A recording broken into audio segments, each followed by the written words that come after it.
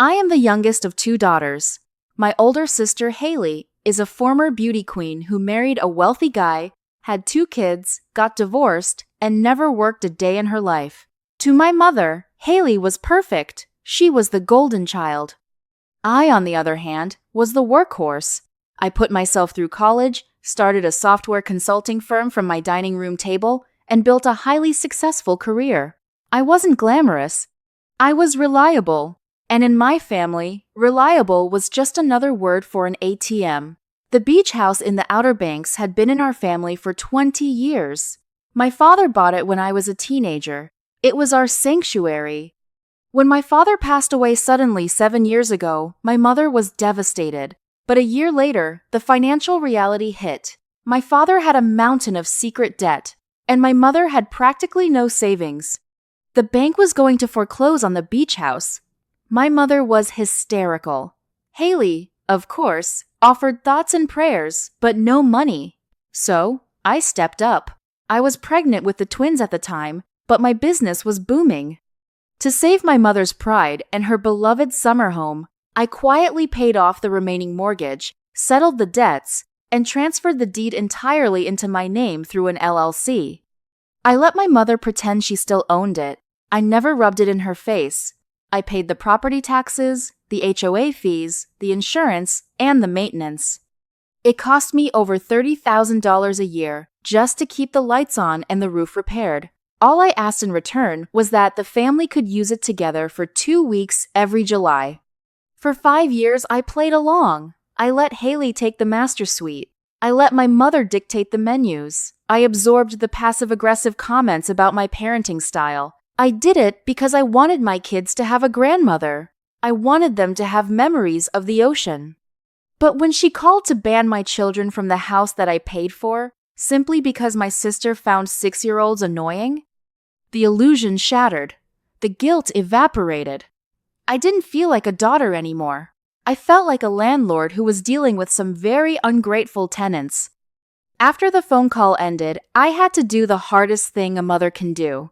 I had to walk into the living room, look at my 2 excited, beautiful children, and tell them we weren't going to the beach. Leo's lower lip quivered. Lily just quietly put down her crayons and hugged her knees. I held them on the floor as they cried, promising them we would do something even better. Once they were asleep that night, the anger finally hit me. It wasn't a hot, screaming rage. It was a cold, precise fury. My phone buzzed on the counter. It was a text from Haley. Mom said you're being moody about the trip. Don't ruin this for us, Sarah. My kids need a break. Just pay the pool guy and we'll send you pictures. XOXO. I stared at the screen. We'll send you pictures. I opened my laptop. I didn't reply to Haley. Instead, I logged into my bank account. I looked at the automatic transfers scheduled for the beach house, the property taxes, the electricity, the water, the premium cable package, the pool cleaning service, the landscaping. I clicked Times Cancel on all of them. Then, I made a phone call to a premium vacation rental management agency in the Outer Banks. Hi, I said, my voice steady. I own a luxury beachfront property in Corolla. It's fully furnished. Prime location. I want to list it for the entire summer as a premium short-term rental. How quickly can you get it on the market? The agent told me properties in that area were in incredibly high demand. If I signed the contract, they could have it listed and booked within 48 hours. Send me the contract, I said. The next morning, I drove out to the property. It was a 4-hour drive, but I needed to do this in person. I cleared out all of my personal items, packed up the twins' beach toys, and changed the smart lock codes on the front door. I didn't touch my mother's things or Haley's things. I just left them exactly where they were. By Friday evening, the property was listed. By Saturday morning, a wealthy family from New York had booked the house for the next month, paying an absolute premium for a last-minute summer rental. My mother and sister were scheduled to arrive at the beach house on Monday afternoon. They had no idea what they were driving into. Monday rolled around. I took the day off work. I packed the twins into the car, and instead of heading to the Outer Banks, We drove to an ultra-luxury family resort in Florida.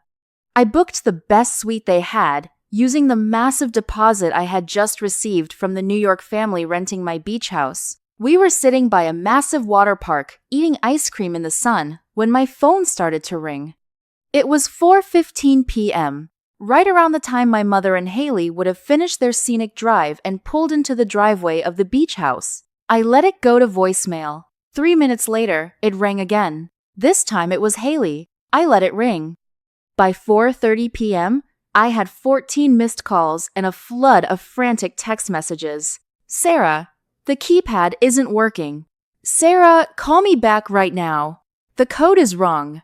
Sarah, there is a strange car in the driveway.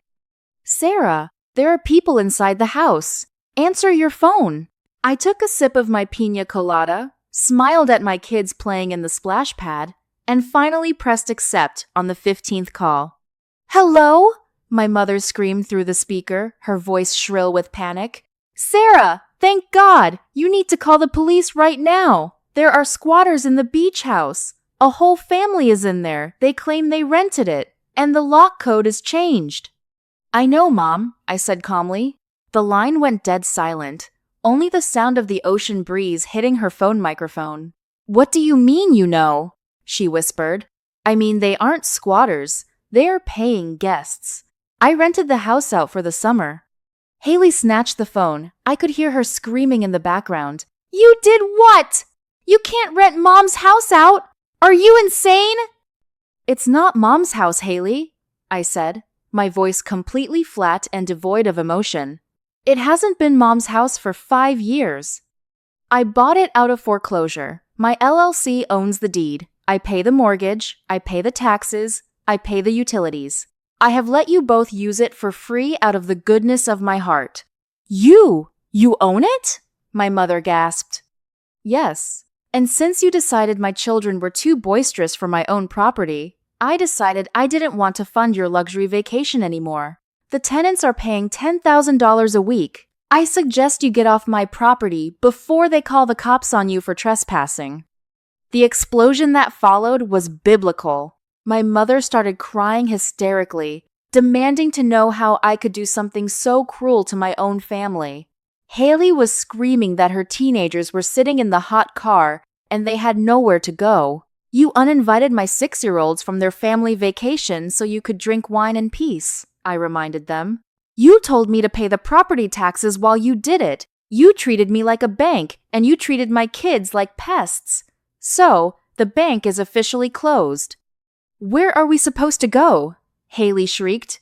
Every hotel on the coast is booked. We drove 4 hours. I guess you'll have to drive 4 hours back, I said casually. Drive safe. Oh, and Mom, don't worry about the pool guy. The rental management agency is handling all the maintenance now. I hung up the phone. I turned it on Do Not Disturb, slipped it into my beach bag, and walked into the pool to play with my twins. For the rest of the week, I received massive paragraphs via email. Guilt trips, manipulations, anger. My mother accused me of stealing her legacy. I simply forwarded her the legal documents from 5 years ago showing exactly how much debt I bailed her out of and the signed transfer of the deed. Haley tried to post a sob story on Facebook about how her jealous sister ruined their family vacation, but I commented a screenshot of her text telling me to just pay the pool guy and they'd send pictures, while uninviting my kids. She deleted the post within 5 minutes. It's been a year since that day in June. I never gave the beach house back. In fact, it turned out to be such a lucrative rental property that I kept it on the market permanently. It fully pays for itself and funds amazing, drama-free vacations for me and my twins all over the world. My mother didn't speak to me for 6 months.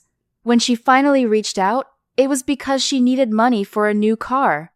I told her I couldn't help her and that she should ask her golden child, Haley. Unsurprisingly, Haley was nowhere to be found when the bills were due. Our relationship is distant now, and I am entirely at peace with that. Sometimes, the people who are supposed to love you unconditionally only love what you can do for them.